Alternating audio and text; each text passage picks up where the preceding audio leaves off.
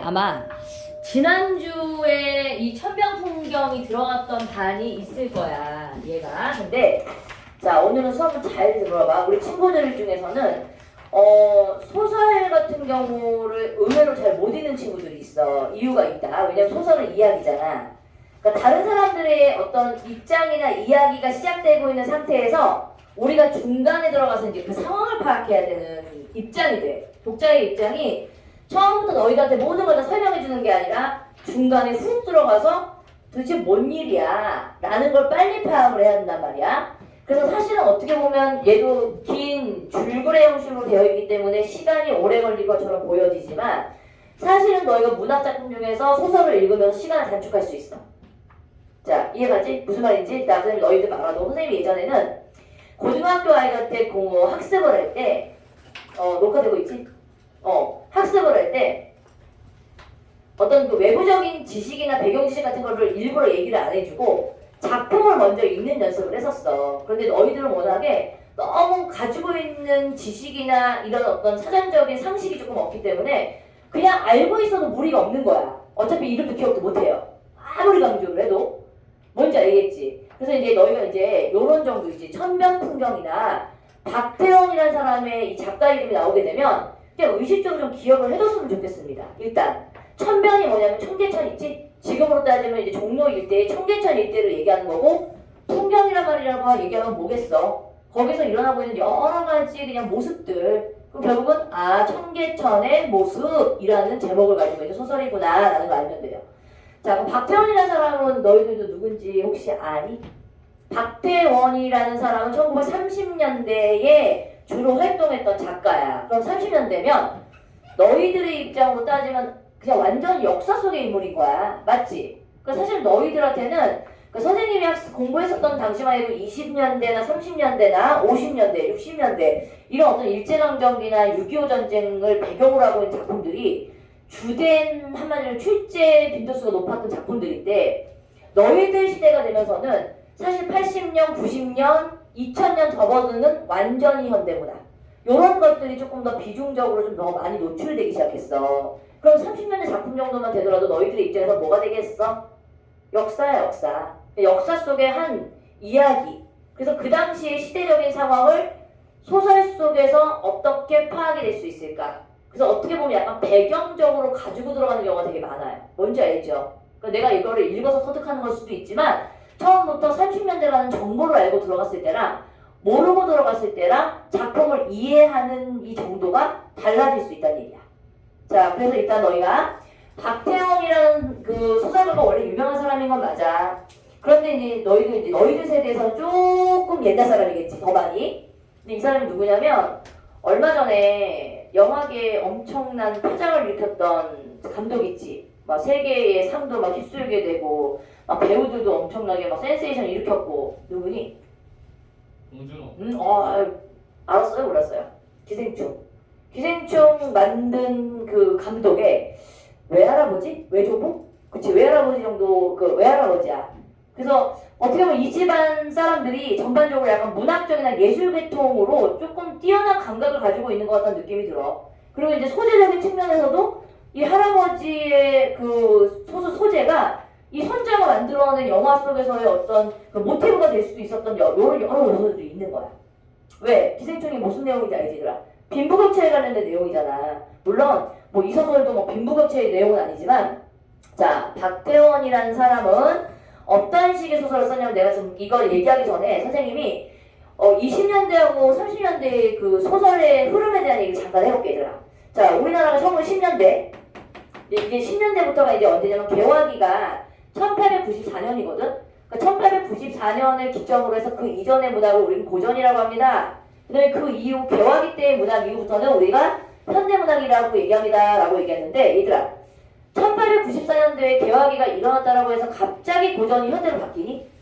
아니지. 고전에서 현대로 바뀌는 그 중간 단계에 반드시 뭐가 있냐면 과도기적인 형태를 분명히 보일 거야. 근데 이제 우리는 지금 현대문학이기 때문에, 자, 1910년대가 되게 되면 이때부터 사실은 우리나라는 20년대. 그리고 어디로 넘어가? 자, 이건 30년대 작품이라고 얘기했었지? 30년대까지 가게 되면 시대적 배경이 무시할 수가 없죠. 10년대, 20년대, 30년대를 거슬러 올라가게 되면 이 당시의 어떤 시대적 상황이 어떤 시대에 국한되었다고 볼 수 있을까? 일제강점기야. 이걸 우리가 무시할 수가 없는 거야. 아, 10년대, 20년대, 30년대, 그다음 40년대는 중후반으로 나눠지기 때문에 일단 우리는 이제 30년대의 소설이다. 그럼 우리나라의 시대적인 배경은 일제강점기 하에 있었던 우리나라의 현실적인 모습이 주로 보여진다는 거야. 이해가지? 근데 만약에 야, 이 이전에 태어난 사람들 같은 경우에는 나라를 뺏기고 일본이 침략을 하고 이런 과정들을 봤을 거 아니야. 근데 이 사람이 만약에 10년대 나라를 뺏기고 난 다음에 태어난 사람이야. 그러면 30년을 맞이했어. 그럼 이 사람은 어떤 사람인 줄 아니? 20년 동안이란 시간 동안 나는 일제 총치 하에 그냥 사는 너희들 조선인인 거야.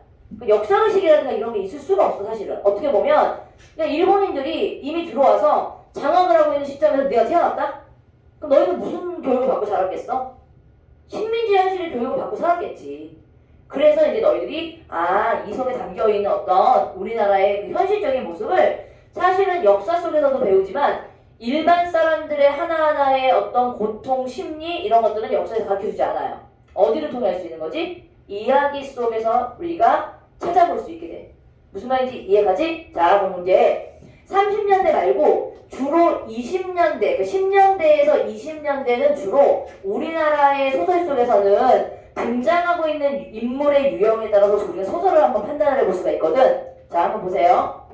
20년대에 소설 속의 주인공이 될 법한 그런 인물들은 우리가 이제 세 부류로 나누어서 우리가 설명을 할 수 있어. 일단 20년대 때는 어떤 사람들이 조금 소설 속에서 많이 등장을 하냐면 도시에 살고 있어요. 도시에는 살고 있는데 부유한 사람들이 아니야. 그러니까 부유한 사람들은 20년대의 어떤 소설 속의 주인공이라기보다는 그냥 그 주인공을 주변으로 하고 있는 어떤 주변적인 인물로 등장하는 경우가 되게 많아. 이유가 있어. 그래서 도시에 살고 있는데 가난하게 살고 있는 도시의 빈민층들. 도시의 빈민층들을 주로 주인공으로 선정하는 경우가 많아. 자, 근데 배경은 도시야. 그런데 인물 중에서는 또 도시만 있는 게 아니지. 왜? 우리나라는 원래가 농촌의 어떤 주류를 이뤘던 그런 나라였었어. 배경이 어떤 경우도 있냐면 농촌을 배경으로 하고 있는 경우도 있거든. 근데 중요한 게 농촌을 배경으로 하고 있는 소설 속에서는 주인공이 대체로 누굴까? 땅이 없어. 남의 땅을 빌려가지고 다른 사람의 땅을 해서 대신 농사를 지어주고 거기에서 몇 퍼센트를 가져가는 그런 역할을 하는 사람들 있지? 너무 힘들어. 누구예요? 그런 사람들을 우리는 소장농이라고 얘기하는 거야. 자, 그럼 소장농과의 관계가 누가 있니? 얘네들을 약간 중간 계층에서 괴롭히는 존재들이 있지. 그런 사람들이 마루. 그 다음에 마루 위에 땅 주인들 있지. 그런 사람들을 우리는 지주라고 얘기해. 자, 도시의 빈민층 아니면 농촌에 살고 있는 소장농들이다. 자, 그런 다음에 이제 이런 인물들만 있는 게 아니지. 왜? 이 사람들은 솔직히 말해서 배운 지식인들은 아니에요. 그쵸? 어렵게 살고 있는 일반 하층민에 속하고 있는 사람들이거든?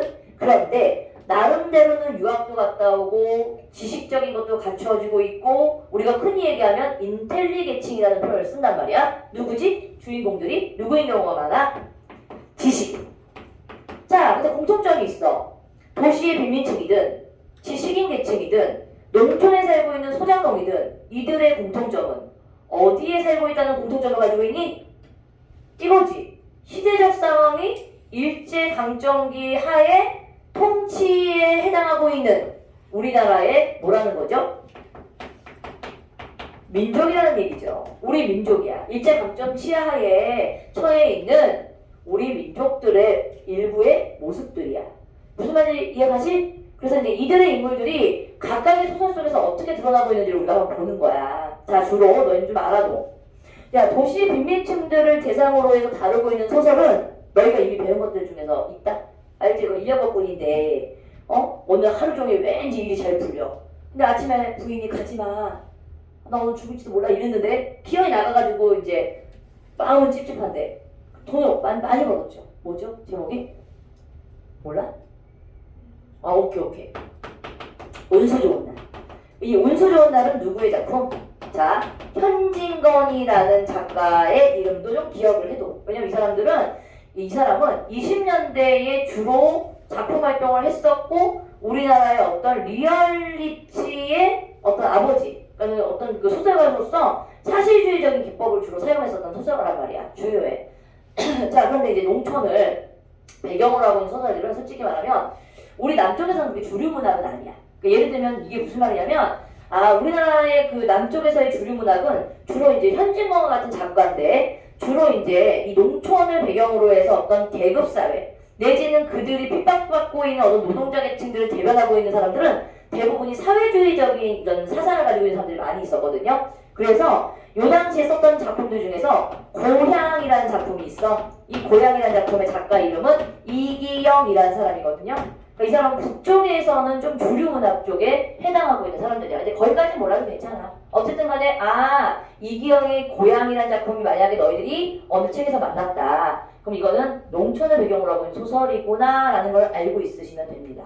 자, 그런데 이제 우리가 국풀 문제를 풀다 보게 되면 여기 있지. 지식인의 계층들을 다루고 있는 일제강점기에 처해 있는데 지식인을 주인공으로 삼고 있는 작품들이 더러 보이거든요. 근데 이제 지식인을 잘 생각해봐야 되나? 머리에 든 건 많아. 머리에 든 게 많으니까 똑똑해. 똑똑은 하니까 사회의 부조리라든가 이 시대에 대한 어떤 약간 비참한 현실을 사실은 잘 알고 있어. 그런데 자기가 특별하게 이 시대에 할 수 있는 일이 없다고 생각해. 그러니까 어떤 사고에 빠져있는 사람들이 많이 있냐면 무기력한 어떤 지식인들 있지. 나는 아무것도 할 줄 아는 게 없고 그 다음에 나는 뭐 배우기는 했으나 시대 현실이 지금 이 모양 이 꼴이기 때문에 내가 할 수 있는 일도 없고 이렇단 말이야. 자, 그렇다 보니까 이 무기력한 주인공들을 다루고 있는 작품들도 주로 20년대에 많이 보여져. 자, 근데 이런 소설이 있었어. 어떤 사람이 일본 유학생활을 하고 있었는데 조선의 현실을 정확하게 몰랐던 거야. 혹시 들어봤어? 내가 아마 이거 국풀에서 만난 적이 있을 거야. 근데 이 사람이 조선으로 오는 과정에서 일본인들에게 핍박받고 있는 조선인들의 모습을 목격하게 돼. 이렇게 심각하구나. 조선이라는 나라가 이렇게 일제 통치하에 무시당하고 있구나라는 걸 깨닫게 되는 작품이 있어. 여행을 하면서 알게 되는 사실이죠. 이런 내용을 담고 있는 요거 만세전이라는 작품도 너희들이 고2 때나 고3 때나 한 번쯤 만나게 돼. 그리고 우리 국풀 문제 풀다 보게 되면 이 사람의 작품을 만나게 됩니다. 만세전은 누구의 작품이에요? 염상섭의 작품이야. 그러니까 적어도 이 정도의 이야기들 정도는 조금 너희들이 조금 기본적으로 좀 알고 있어야 되는 작품들이다. 많은 제목 알려준 것도 아니지. 3개 정도의 대표적인 작품을 알려줬어. 얘들아, 그런 다음에 그 20년대 작품의 특징은 뭐냐면 내가 얘기했잖아. 일제강점기에 살고 있는 공통적인 특징을 가지고 있는 인물들이야. 그래서 이 사람들의 모습이 어땠는지 아니? 되게 처참하고 비참하고 무시당하고 짓밟히는 그런 삶을 살고 있었거든? 그러니까 어떤 삶의 모습을 그대로 보여주냐면 포장하지 않아요. 있는 그대로를 보여줘요. 우린 이러한 품을 뭐라고 하냐면 사실주의.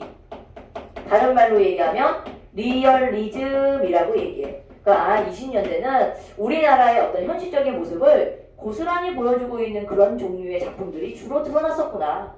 그래서 마치 이 이야기를 보게 되면 어떤 느낌이 드냐면 그 시대상의 모습을 파악할 수 있게 돼.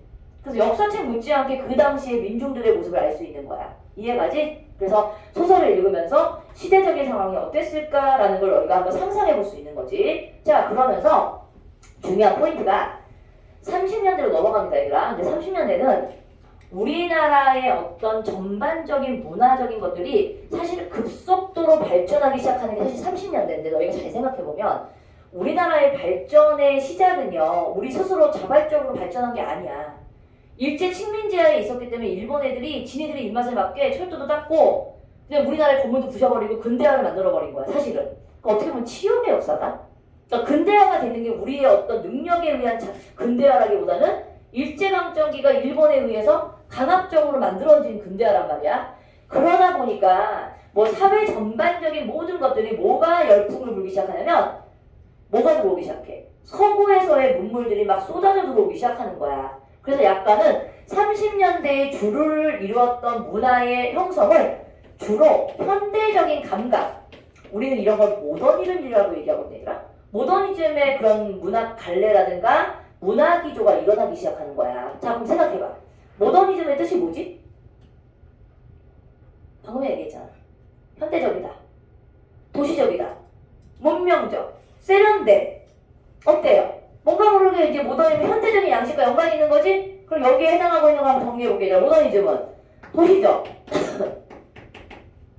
네, 문명적, 현대적 이러한 어떤 단어들과 연결이 돼. 도시적이고 문명적이고 현대적이야. 그럼 전반적인 느낌이 어떠냐면 세련돼. 자, 이러한 장점이야. 눈으로는 되게 화려하지요. 건물들의 양식들도 서구화되었지요. 그러니까 보이는 우리들의 입장에서는 굉장히 세련돼 보이지만 단점이 있어. 어떤 단점이 있을까? 세련되고 도시적이고 문명적인 반면에 자 생각해봐. 하영아, 세상은 막 화려해지고 좀 더 편리해진 것처럼 보이지. 하지만 점점 누구는 미약해질까요?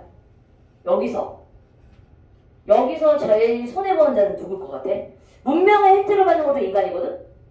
근데 생각보다 이 문명 때문에 인간이 또 상처를 받게 돼. 자, 그래서 바로 뭐가 일어나게 돼? 인간이 소외되는 현상이 벌어지게 되고, 인간이 소외됐다는 건 어떻게 드러나냐면 보통이더라. 막 화려한 불빛 속에 내가 여러 사람들과 어울려 있지만 나는 계속해서 내 심정은 어때요? 외롭고 고독해요. 그래서 이 당시의 모습을 보통 시인들이나 어떤 소설가들은 지식인들의 어떤 고독 또는 도시인들의 외로움 이러한 심정적인 것 그래서 느낌이 전반적으로 어때요? 차가워요. 그러니까 감각적인 이미지를 따진다면 차가운 이미지의 속성들을 가지고 있는 작품들이 주로 많이 보여지는 거야. 뭔가 모르게 황량해, 고독해, 외로워. 뭔지 알겠지? 그러니까 문명화가 되고 있고 좀 더 세련됐다라는 의미 안에는 사실은 뭐냐면 인간은 점점 소외되어 있는 모습으로 가는 확률들이 높다라는 거야.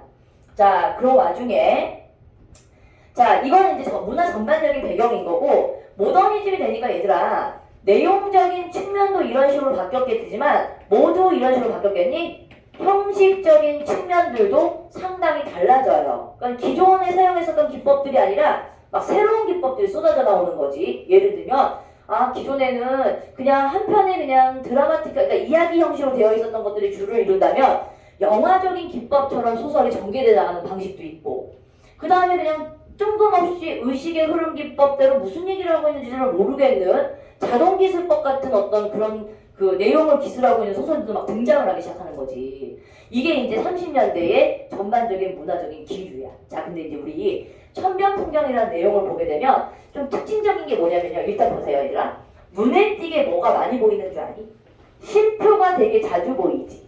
근데 이 쉼표 사용은 일종의 약간 호흡을 조절하는 느낌이 들어. 원작이 이 긴 글을 갖다가 중간중간에 자를 수가 없으니까 쉼표를 사용함으로 해서 휴지기간을 주는 거지. 자, 그런다면 뭐가 많이 보이냐면요. 이 작품은 나중에 읽다 보면 느끼겠지만 특정적인 주인공이 없어. 그러니까 왜냐면 다른 작품들은 대부분이 이 사람이 주인공이면 이 사람의 주인공의 이야기를 잡고서 계속 이야기가 어떻게 흘러가? 주인공이 한 사람이면서 이야기를 끌어가잖아. 근데 여기서는 에피소드 형식으로 한 60편 정도가 계속 이야기가 시간 순서대로 계속 나옵니다. 그러니까 에피소드 중심이란 말이야. 그래서 어떤 느낌이 드냐면 마치 그 당시에 다큐멘터리 같은 느낌 있지. 소설이지만 하나하나의 이야기들을 기록해 놓은 것 같은 느낌이 드는 글들이 주로 등장을 한다는 거야. 여기서 보면. 자, 근데 여기서도 이제 이야기를 한번 보겠습니다. 자, 우리는 이제 이 글을 읽으면서 얘들아 이 소설 속에서 인물에 대한 걸 어떻게 표현하고 있고 서술자가 어떤 위치에 있는지를 파악하는 걸 우리가 한번 찾아보는 거야. 사실 너희가 이걸 못 읽어서 선생님이 읽는 거 아니다. 읽으면서 소설이라는 거를 직관적으로 빨리빨리 읽어낼 수 있는 방법을 터득하라는 의지에서 선생님이 이걸 설명하면서 읽을 거야. 오케이? 자, 이제 가볼게. 자, 이 근하식당이라는 곳으로 술만 먹으러 온다면 자, 너희는 내가 얘기했지. 소설 같은 경우에는 이 상황이 어떤 상황인지 모르는 상태에서 곧바로 이야기에 투입이 돼야 되거든? 자, 일단 이 근하식당이라는 이 공간이 나왔어요. 술만 먹으러 온다면 별반 갈등이라든가 그러한 것이 생길 까닭도 없는 것이지만 자, 뭐가 많이 쓰였니 얘들아? 쉼표가 되게 많이 사용되었지. 사실은 근데 이 문장이 쉼표를 쓸 수밖에 없는 이유가 문장 하나가 여기서부터 여기까지야. 길어요. 우리 이런 문체를 뭐라고 하냐면 만연체라고 얘기하거든. 그러니까 만연체 같은 경우에는 서술이 길고 조금은 호흡이 길어. 그래서 자꾸 그 길어질 수 있는 호흡을 뭐를 통해서? 쉼표 사용을 통해서 호흡 조절을 하는 거야. 너무 길게 늘어지고 내용 전달이 안 될 거 아니야. 너무 길면. 그러니까 중간중간에 이렇게 호흡 조절을 하면서 내용 정리를 좀 해주는 겁니다. 효과예요. 모더니즘의 소설 속에서 자주 보이는 일종의 기법이야.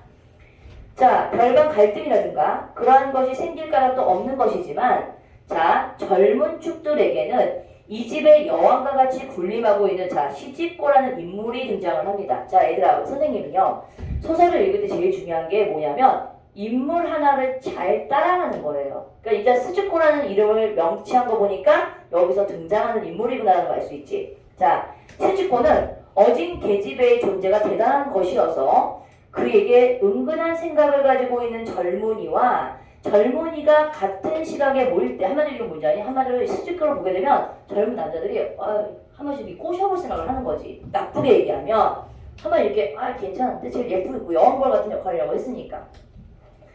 자, 표현을 뭐라고 했는지 알아? 줄인 이리들과 같이 서로 이빨을 내놓고 으르렁거리는 거야. 그러니까 스즈키의 감정과는 관계없이 누구나가 한 번쯤은 스즈키를 한마디로 얘기하면 조금 관심 있어 하는 거지.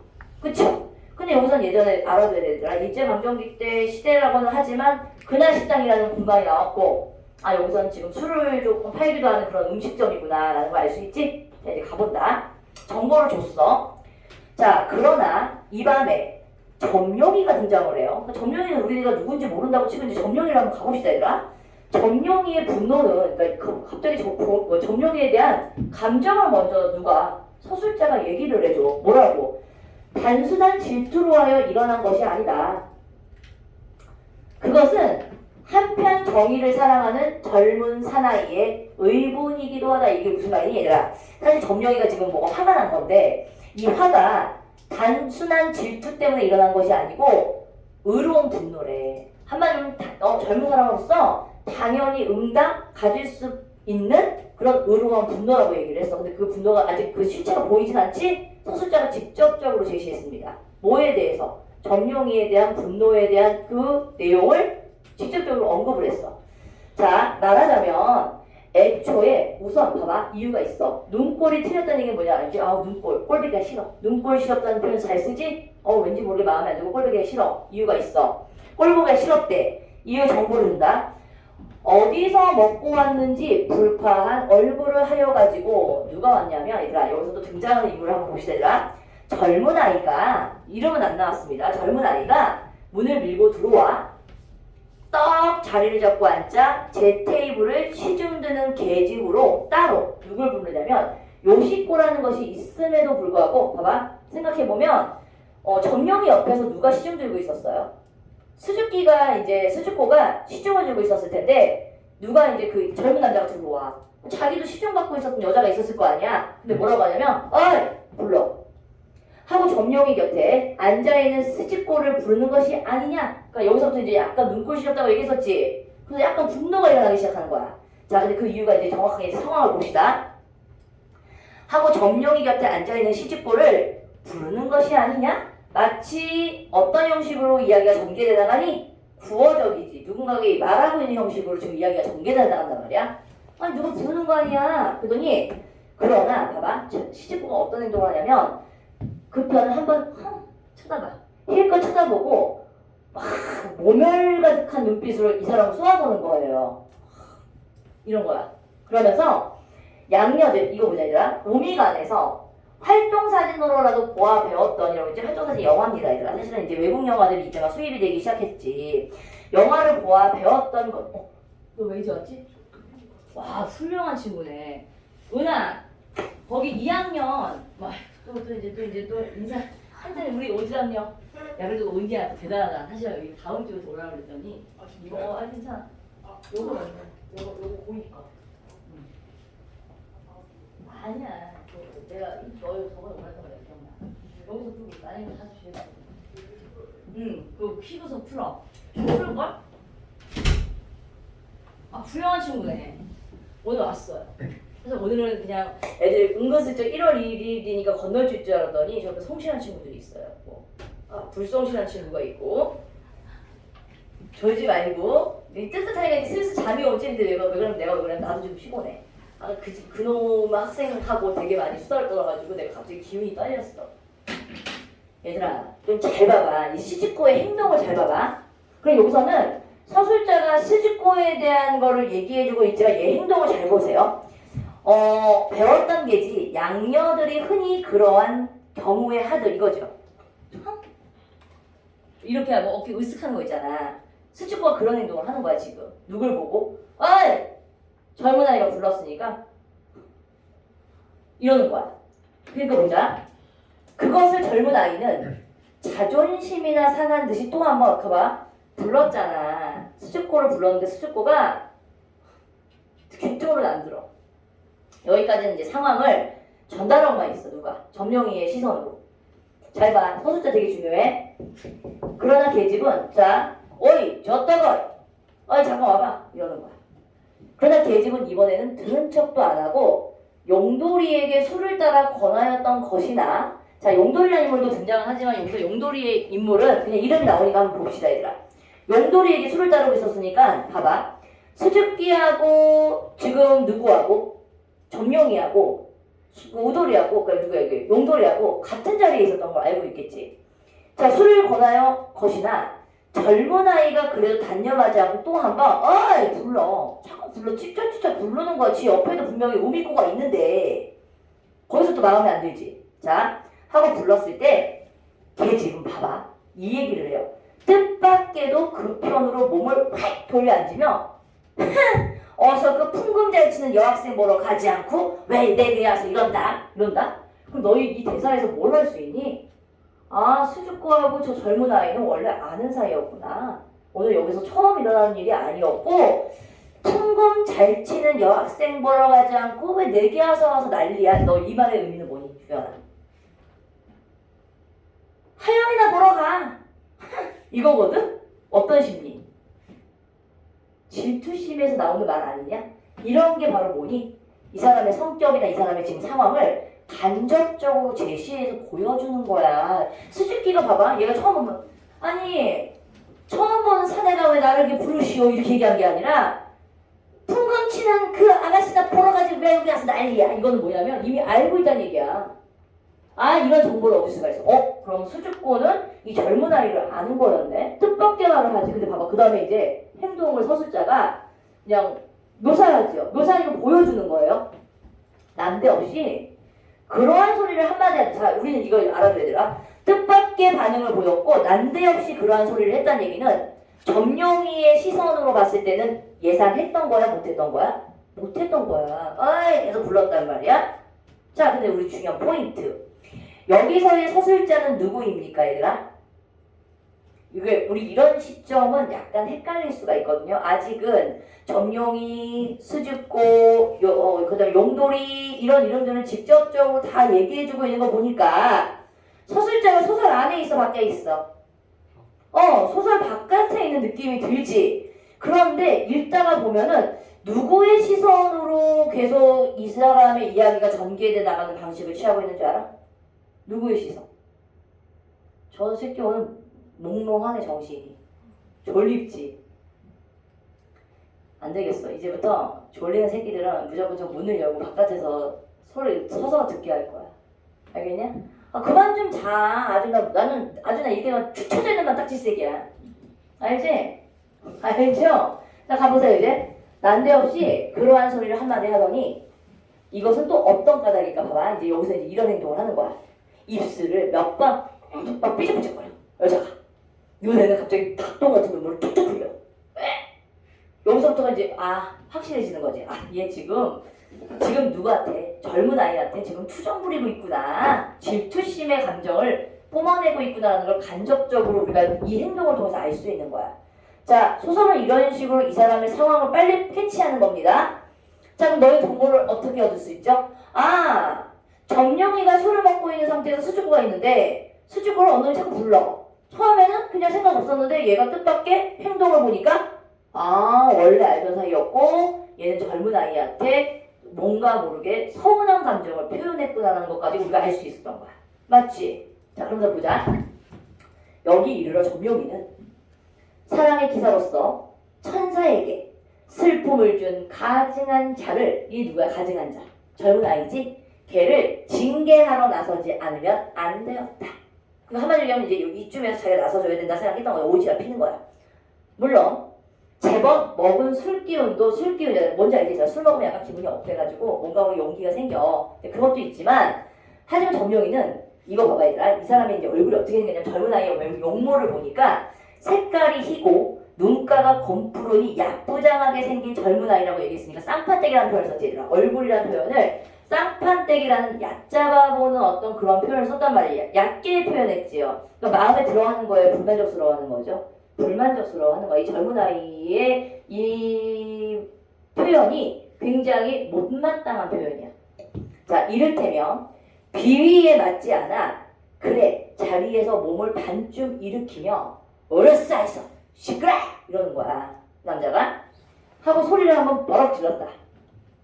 자, 어때? 대화로 이루어져 있는 부분들은 너희들한테 서술자가 직접 설명해 주는 건 아니지만 간접적으로 보여주는 효과를 가지고 있는 거지. 이 장면이 우리가 그려져요. 하고 소리를 한마디 버럭 질렀다. 자, 그러니까 이제 젊은 아이가 어떻게 돼? 자, 이쯤 되면 너희는 서술자가 누구의 시선으로 이 소설이 이끌어간다라는 것쯤은 좀 파악이 되지 않니? 누구의 시선이야? 자, 사실은 젊은 아이의 심리나 스즈코의 심리는 직접적으로 언급이 안 돼. 하지만 누구의 시선이 좀 더 강하게 드러나니? 점용이의 시선이 많이 드러나요. 그렇죠? 자, 이렇게 어떤 특정적인 인물의 시선에 따라서 이야기가 전개돼 나가고 있는 방식도 우리는 전지적 작가 시점이라고 얘기해요. 우리 좀 이거 좀 알아줍시다 얘들아. 전지적 작가 시점이 여러 가지 표현이 있는데 왜 우리가 전지적 작가 시점의 원래의 그 개념이 그 작가가 이 서술자가 전지전능한 신의 입장에서 모든 걸 다 이렇게 아우르고 있고 모든 걸 다 파악하고 있는 게 원래 전지적 작가 시점이라 생각을 하잖아. 근데 여기서는 모든 인물들을 다 아우르고 있는 게 아니라 누구의 시선으로만 이야기를 따라가는 거지? 점용이의 시선으로만 따라가고 있기 때문에 사실은 느낌이 어떤 느낌이 들어? 전지적 작가 시점이지만 마치 서술자가 누구인 것 같다는 느낌이 들지? 약간 착각이 들게 만들어요. 점용이의 시선이기 때문에 주인공 시점. 주인공 시점 아니야? 근데 약간 주인공 시점 같은 느낌을 받을 수가 있어. 그래서 어떤 친구들은 가끔 가다가 이거 1인칭 주인공 시점 아니에요? 라고 고를 때가 있단 말이야. 자, 그래서 이건 주의하셔야 돼요. 아직은 나라는 인칭이 나오지 않았기 때문에 얘는 서술자가 안에는 없어. 하지만 이 서술자는 누구의 시선으로 계속 이야기가 끌어가? 점용이의 시선이 중점적이야. 이해가지? 자, 그 다음에 보자 이제. 그러나 점용이는 결코 잠자코 있지 않았다. 그러면서 이제 점용이가 이제 행동을 해. 어떻게? 그는 우선 어느 정도까지 사정을 알고 있었던 것이다. 첫째, 자 이제 우리 보자. 이 점용이가 왜 이렇게 오바를 하는 이유가 그 다음에 서술자가 얘기를 해줘. 자, 이거 직접적 지시지. 자, 젊은 아이의 편에서 점용이를 알아보지 못하는 대신 하면 젊은 아이는 이 점용이가 누군지 몰라. 근데 점용이 쪽에서는 진작부터 그 애가 누구임을 알고 이게 핵심인 거야. 사실 점용이가 이렇게 욱욱하는 이유가 이 젊은 아이 아는 거거든. 정보되지요? 같은 덩니에 필 향기로운 한짝의 꽃으로 봐봐. 젊은이들의 동경하는 바이던 이쁜이의 남편. 한마디로 얘기하면 같은 동네에 살았던 이쁜이라는 여자가 있었어. 근데 그 여자의 남편인 거야. 그 젊은 아이가. 그럼 이 사람은 뭐지? 유부남이지. 근데 아까 이 사람이 뭐라고 했지? 의분이란 말을 썼었지. 젊은 사람의 의분이라는 얘기는 뭐냐면 야, 자기 부인도 있는 놈이 여기 와서 다른 여자한테 찝쩍거리고 있으니 화가 나요? 안 나요? 더더군다나 이 이쁜이가 누구야? 자기랑 동네에서 나름대로는 동경의 대상이었던 예쁜이었었어.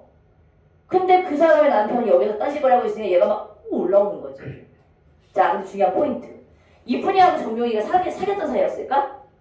그건 아닐 거야. 그 뒤에 보자 얘들아. 동경했다라고 해서 물론 언제 이유가 나와요. 물론 언제 서로 만나 이야기를 하여 보았다거나 한 일은 없어도 그의 소문은 동리에서 너무나 유명하여 가엾은 이쁜이를 구박하는 할 대로 하고 저는 밤낮 관철동이면 지금의 아까 얘기했던 청계천 이때 있지 종로 거기에 가가지고 맨날 이 집 술집 저기 다니면서 여자한테 찝쩍찝쩍거리고 있는 거야. 야, 솔직히 소설 내용 보게 되면 막장이죠. 그러니까 봐봐. 요 천명풍경에 나와 있는 여기 점용이나 여기에 등장하고 있는 젊은 아이나 부유한 자니? 솔직히 좀 고급스럽게 사는 사람이 아니지. 조금 하층민의 그 위치에서 살고 있는 일반 사람이라는 걸 알 수 있겠지. 자, 요런 것들 내가 컨착할 수 있다. 자, 어느 식당 여급에 미쳐, 그럼 여기서 어느 식당 여급에 미쳐서 다닌다고 이런 소문만 들었는데 그 소문이 누구야? 수줍고구나. 이걸 알게 된 거죠. 우선 동리에선, 자, 그러면서 뭐라고 하는지 알아? 저희 어머니를 비롯하여 귀돌 어머니며, 우리가 귀돌 어머니 누군지 알 필요 없어. 그러면서 필원이 내며 김첨지며 뭐하고 있니? 다 소문을 알고 있는 사람들 다 열거하고 있지. 그만큼 뭐야? 얘의 행실이 옳지 않다라는 것을 강조하기 위해서 동네방네 다 소문났어. 이 얘기를 하려고 이 사람들 이름을 다 얘기한 겁니다. 자, 만나는 의뢰인들 그 이야기요. 그때마다 뭐라고 해? 자, 보자. 그런 그거야 녀석. 그러니까 사람들마다 다 이제 손가락질 하는 거야. 나쁜 놈이라고. 누구를? 젊은 아이를. 맞아. 자, 경서가 막장이지? 막장이 아니야. 그럴 수도 있죠. 남자라면 당연히 여기저기 예쁜 여자들이면 다 이렇게 한 번씩 이렇게 대시해볼 수 있는 거 아닌가요? 아닌 거야. 왜냐면 얘는 일단 이쁜이 남편이니까 유부남이라는 거에 전제가 깔려 있잖아. 아, 선생님 그 당시는 그럴 수 있죠. 아, 그럴 수 있다 치더라도 일단은 온당한 놈은 아닌 거야. 맞지? 그 다음에 이제 보자. 이 아이의 가중한 소행에서 공부는 또한 컸던 것이 아니야. 이거 누구 생각이야? 점령이의 관점에서는 너무 열이 받는 거야. 근데 이제 봐봐. 점령이가 더 열받는 이유가 뭔지 아니? 그러나 그 아이가 이쁜이를 울려가며 미쳐서 다닌다는 계집이 바로 이 근하식당 시집고라는 것은 과연 이 사람은 지금 어떻게 알았대? 오늘 처음 알아낸 사실이래요. 몰랐었어요. 그냥 여기저기 다른 여자한테 찝쩍댄다는 소문은 들었지만 오늘 이 자리에서 그 대상이 스집고구나라는 걸 오늘 알게 된 거야. 오케이? 그래서 이제 어떻게 돼? 자, 얘들아, 우리 이 달포란 단어 좀 기억해라. 이 달포란 단어는 2000 몇 년도에 수능에서 직접적으로 이 어휘풀이에 대한 걸 아주 직접적으로 물어봤다? 죄다 틀렸어. 무슨 뜻? 달포. 알턱이 있나?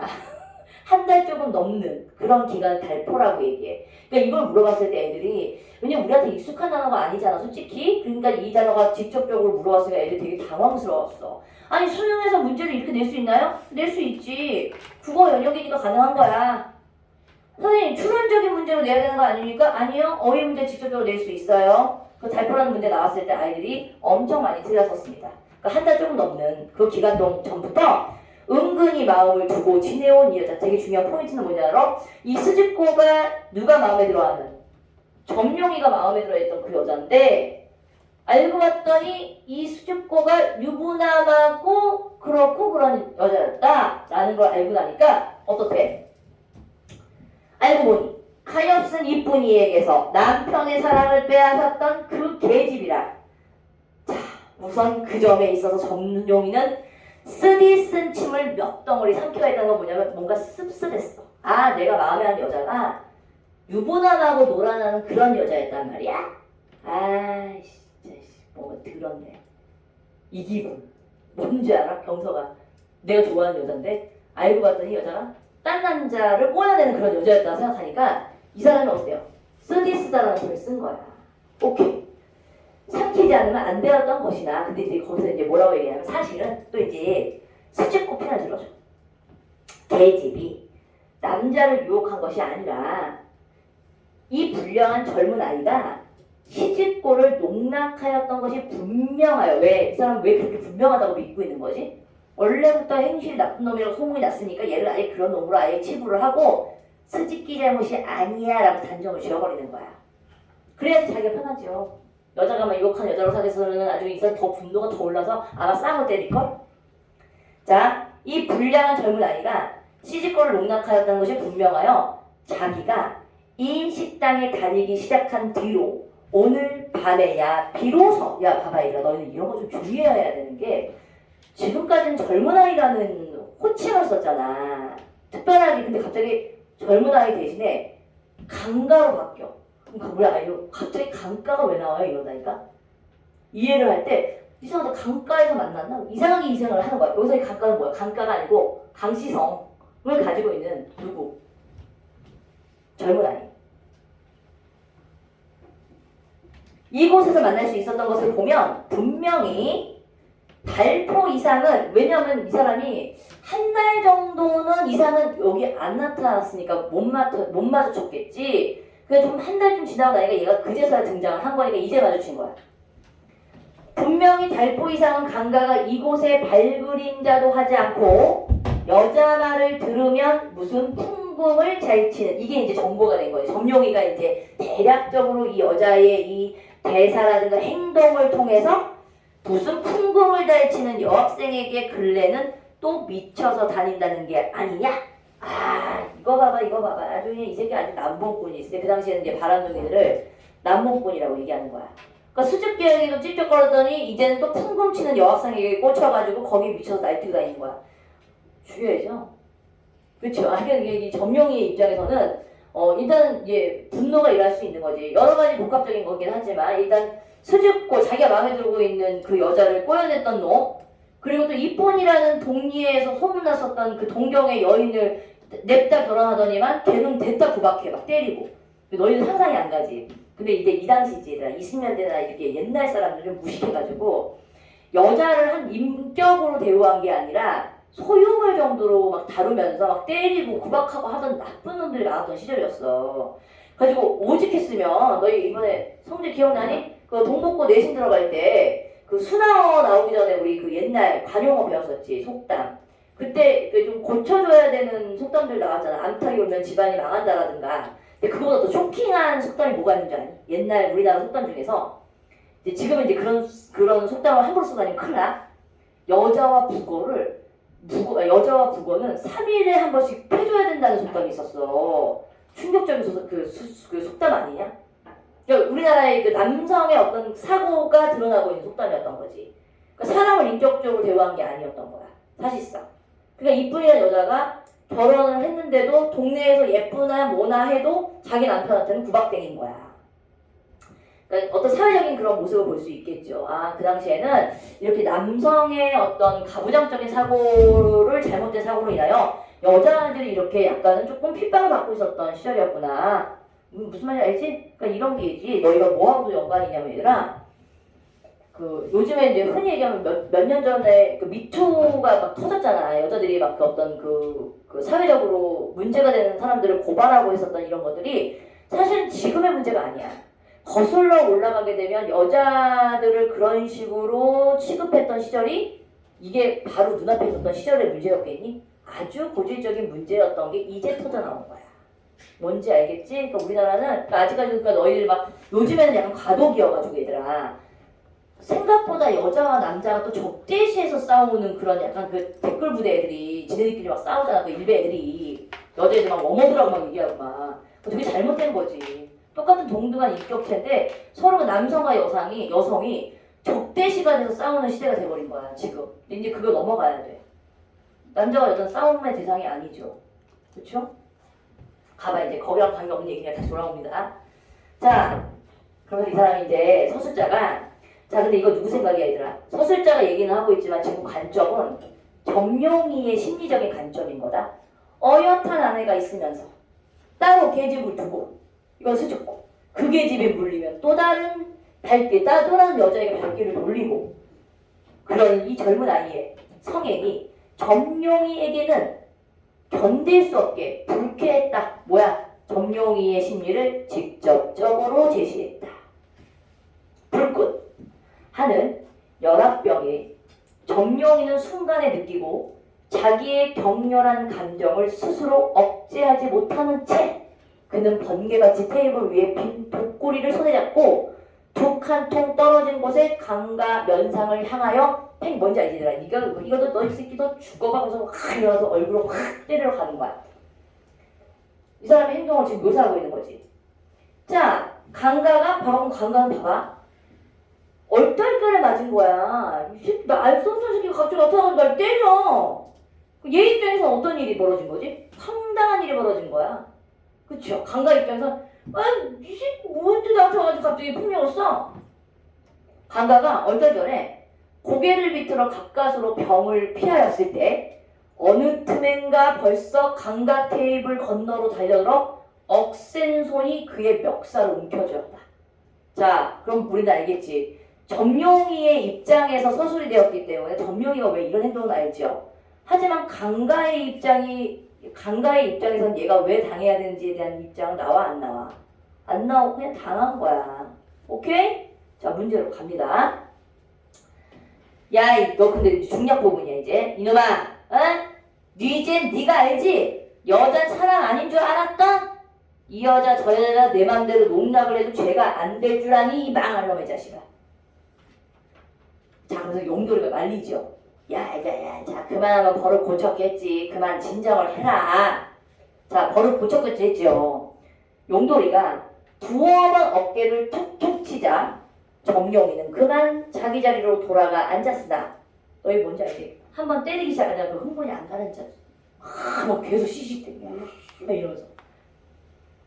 그러면서 니은에서 이제 문제가 나오죠.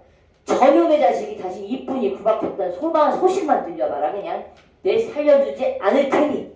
그러면서 이제 누구를? 이 젊은 아이 한가를 아주 쥐도없이 때렸어. 시근거리며 술을 찻점에다가 콱콱 따라 그는 그것을 한숨에 들이마셔버렸다. 자, 사실은 얘들아, 이 작품을 하나를 보게 되면 이 당시의 사람들의 삶의 모습이 좀 보이지 않니? 술집에서 만난 여자를 찝쩍찝쩍 점잖지 못하게 찝쩍거리는 것도 솔직히 말해서 약간 조금 무식한 사람들의 모습인 거고, 그리고 이제 다짜고짜 가가지고 하면서 거기서 싸움이 붙은 것도 사실은 조금 어떻게 보면 조금 이성적인 행동은 아니잖아. 그러니까 이런 것들의 모습을 통해서 천변 풍경 에피소드, 그 당시에 요 공간에 있었던 근한 식당에서 일어난 에피소드 정도. 그럼 이 이야기가 쭉 가겠니? 쭉 가지 않겠죠. 다른 이야기로 바뀌겠죠. 오케이, 이해 가시죠? 그래서 천변 풍경은 특징이 어떤 기법이냐 얘들아, 너희 그 몽따주 기법이라는 거 알아? 몽따주? 자, 알아도 여기 몽따주 기법이 뭐야? 몽따주가 뭐야? 몰라? 영화에서, 그러니까 우리가 몽따주는 보통 이럴 때 쓰잖아. 그 범죄 눈 찢어졌고 검정 모자를 쓰고 BAR이라고 쓰여져 있고 검정색 마스크를 쓰고 검정색 티셔츠를 입고 있어. 와, 유력하네. 이런 식으로 약간 이제 그 몽따주는 약간 그 사람의 외양을 이렇게 짜깁기 해서 그린 다음에 나중에 그 사람을 이제 찾는 그런 기법을 사용하는 건데, 사실은 몽따주 기법은 영화 기법이야. 그러니까 따로따로 이렇게 찍어서 나중에 이제 편집을 한 다음에 이걸 갖다가 연결해가지고 이제 나타내고 있는 게 영화 기법이에요. 근데 이 작품이 약간 그런 식의 내용으로 이루어져 있는 소설 형식이야. 여기서만 봤을 때는 몰라 얘들아. 만약에 문학 교과서 있지, 내신이나 문학 교과서 같은 데서 만약에 이런 작품들이 나왔다라고 얘기하게 되면 몽따주 기법이라는 이런 설명을 해줄 거야.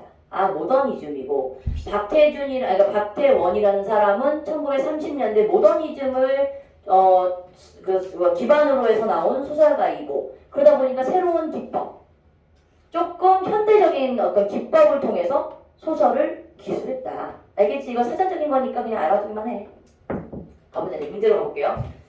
자, 1번. 자, 윗글에 서술상 특징으로 가장 적절한 것은? 자, 이거 한번 지훈이가 오늘 처음 왔으니까 한번 골라볼래? 선생님이 이미 설명을 해줬어.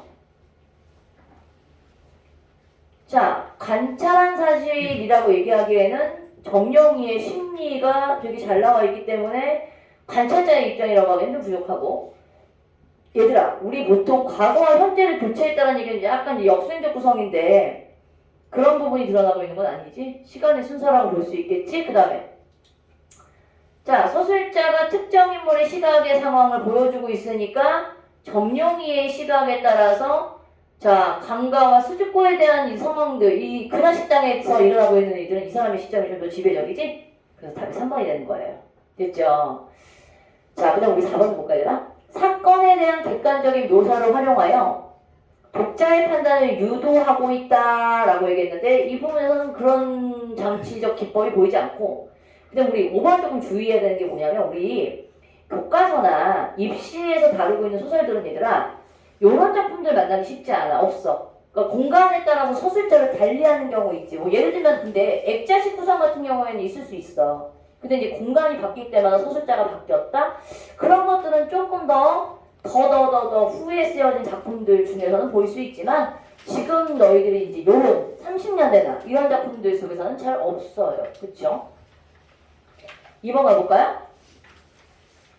자, 우리 그거 아니야? 사실은 이게 인물 도식도에 관련된 문제는 어디서 많이 나오냐면 고전소설에서 많이 나와. 왜냐면 고전소설 같은 경우에는 조금 그 지칭하고 있는 명칭이나 그 지시하고 있는 사람들이 좀 어려우니까 어려운 문제가 아닌데도 이렇게 관계 형성에 관련된 물음이 나올 때가 되게 많아. 그래서 너희들이 사실상 뭐 현대소설에서는 그래도 어느 정도 너희가 조금 너희 시대에서 이해할 수 있어서 잘 골라내지만 고전에서 되게 많이 틀리는 유형의 문제야. 어떤 인물 관계도 물어보는 거. 오늘 처음 만났다. 아니면 원래 알고 있던 사이다. 뭐 이런 것들 있잖아. 정보. 그러니까 이런 것들은 사실은 왔다 갔다 하면서 읽을 수 없잖아. 그래서 읽어가면서 대략적으로 관계가 이미 파악이 됐어야 돼요. 됐죠? 그럼 화살표는 뭔지 알겠죠, 얘들아? 점령이가 시집고에 대한 마음을 A라고 보고, 자, 점령과 젊은 아이의 시선이 이렇게 나타나는 거죠. 서로에 대한 인식인 거지.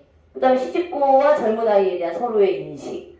오케이. 하지만 시집고에 대한 그 점령이에 대한 생각은 여기서 이게 화살표에 되어 있지 않으니까 그건 문제로 언급이 안 됐다는 얘기지. 보기를 그대로 보는 거야. 자, A 봐봐. 자, 점령은 현재. 점령이가 좋아져. 시집고를 은근히 마음에 두고 있다. 맞아, 틀려? 아까 마음에 두고 있다.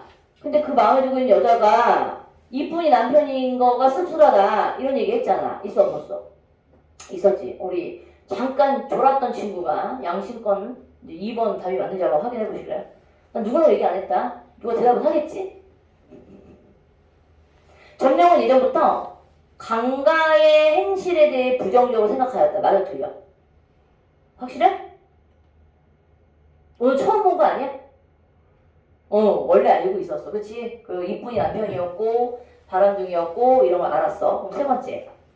강가는 점용이 시집고와 관련된 사람이라고 생각하고 있다. 아까도 얘기했지만 강가의 생각은 이 부분에서 언급이 되지 않았습니다. 그쵸? X죠. 자, 그럼 우리 4번 볼까요?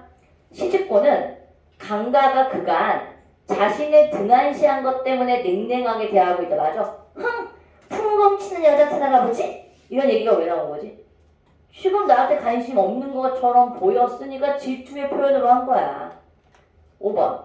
강가는 시집고와 예전에 친밀한 관계였으나 오랜만에 찾아온 상태임을 알 수 있다. 그랬지? 달포만에 와가지고는 수줍게하듯 찝쩍찝쩍거리고 있는 거야. 아, 기분 나쁘지 않겠니? 주연아? 수줍게는 분명히 그동안은 자기를 좋아한다고 생각했었을 것 같은데 이놈이 한 달 동안 나타나고 있지 않다가 이제 소문을 듣자니 다른 여자한테 옮겨갔다고 생각하니 그동안 사실 이 수줍고도 되게 열받았었을 거야. 그치?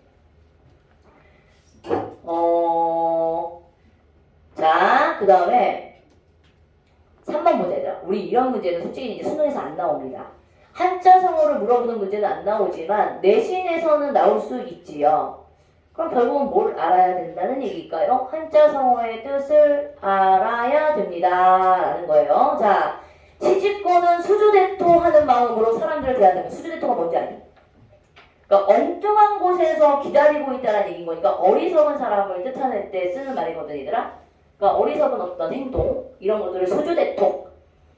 그 다음에 우리 동가홍상이라는 말은 기왕이면 다 옹치마 알아? 기왕이면 좋은 게 좋은 거야, 예쁜 게 좋은 거야 라고 얘기할 때 있지? 그럴 때 동가홍상이란 말을 쓰고 그 다음에 모여든 젊은이들이 시집고를 동량지제로 여기고 있다라고 얘기했는데 이 동량지제가 뭐냐면 어떤 인재, 제목, 훌륭한 어떤 인재가 될 만한 사람. 근데 솔직히 말해서 수줍고를 그런 대상으로 보는 건 아니잖아.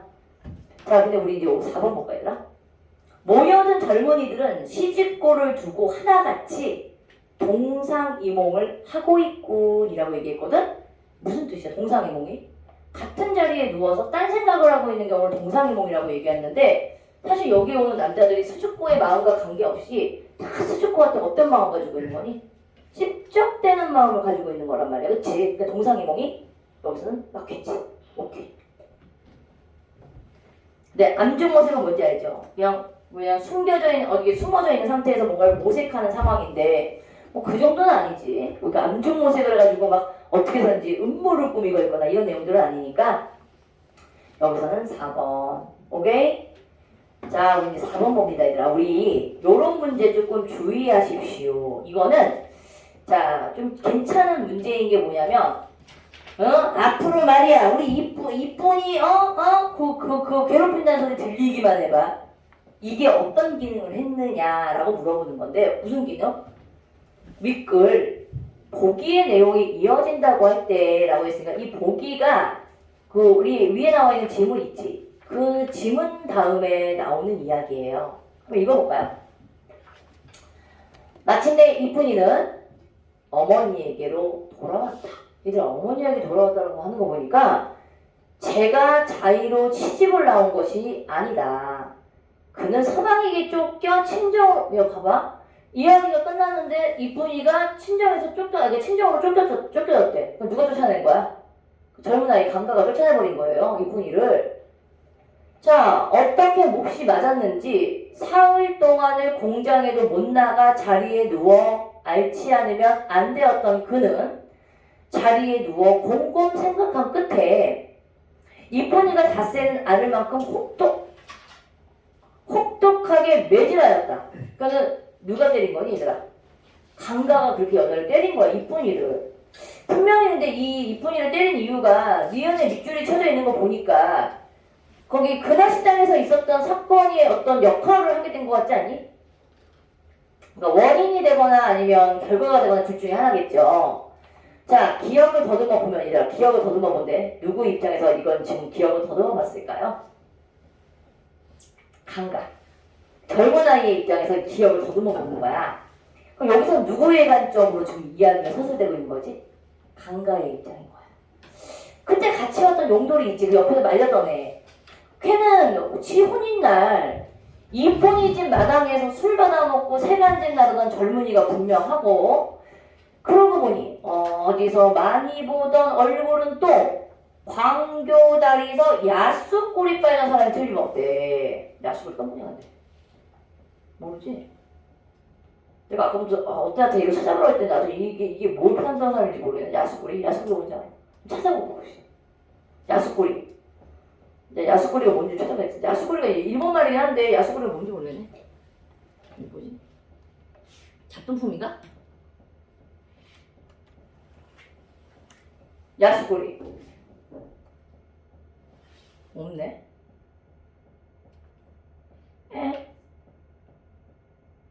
야수? 일본어.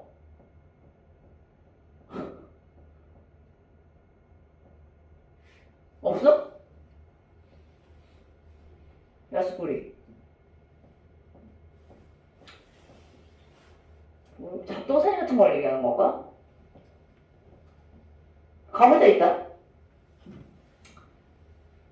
제가 대체 봐봐. 이게 누구야? 강가가 곰곰이 생각하니까 내가 그날 맞은 게 사실 영 찝찝하잖아. 생각을 했겠지 집에 와서. 근데 꽂힌 거야. 어디에? 그 남자의 마지막 말에 꽂힌 거예요. 아, 지가 대체 무슨 까닭으로 그렇게 다짜고짜 달려들어 남을 죽도록 쳤느냐? 더구나 나중에 한 그 말과 그자가 이쁜이와 한동리에 산다는 것을 종합해 볼 때 강가는 그들 사이에 어떠한 관계가 있을지도 모른다는 결론을 지어내었다. 아하, 이유는 알겠네요. 한번 답을 골라보세요, 니들이. 주연? 몇 번?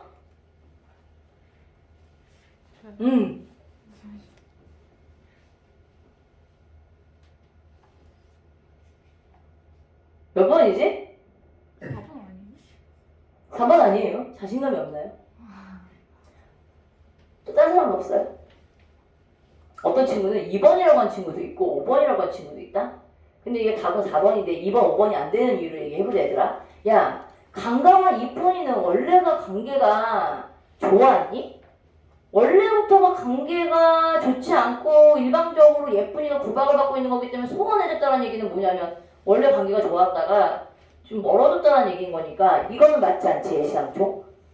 그 다음에 우리 5번도 답이 안 되는 이유가 강가하고 전용이가 갈등이 원래부터 있었던 사이야? 원래 몰랐던 사이였단 말이야. 누구만 알고. 전용이만 그냥 강가의 소문을 들어서 알았지만 오늘 이 자리에서 맞닥뜨렸기 때문에 갈등이 더 깊어질 사이는 아니지. 그런데 결국은 이쁜이가 쫓겨나게 된 결정적인 계기가 됐던 게 마지막에 정룡이라는 놈이 그 이쁜이 나중에 구박했다는 소리 들리기만 해봐. 이 말 때문에 고라 저것들이 분명히 그 전에 나 만나기 전에 썸 타던 사이였구나 아니면 애인이었구나 막 이게 의심하는 거야 이쩌다가 뭔지 알겠지? 그러니까는 이런 상황들을 잘 파악하는 거야. 그럼 결과적으로는 뭐냐면 이쁜이를 의심한 거겠죠. 왜 점령이야? 근데 이게 어떻게 보면 이쁜이가 진짜 대박 불쌍한 사람인 거야. 얼떨결에 그 점령이라는 새끼가 무식한 것도 맞아. 아 지가 뭐라고 거기다 저 이쁜이 편을 들면서 또 그 남자를 또 패냐? 그건 되게 어처구니없이 이쁜이만 지금 구박쟁이 돼가지고 쫓겨나게 된 거 아니야. 황당하지 않니? 이야기가?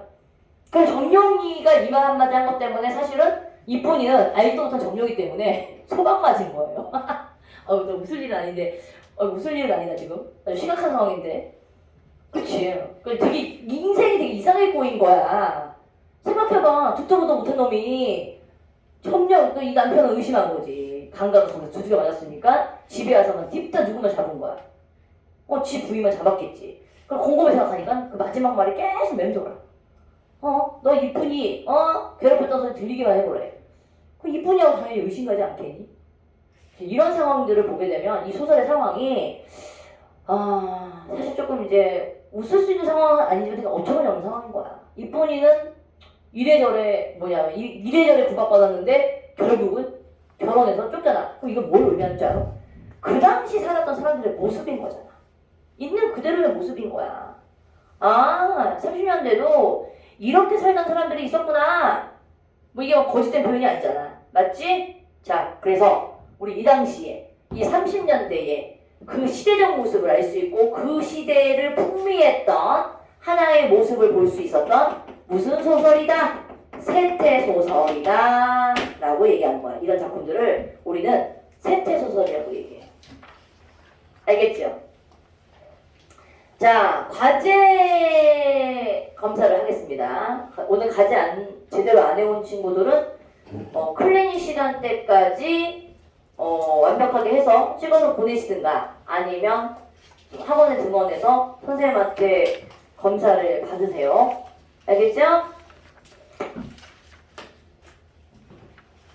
너무 강조했어. 어우.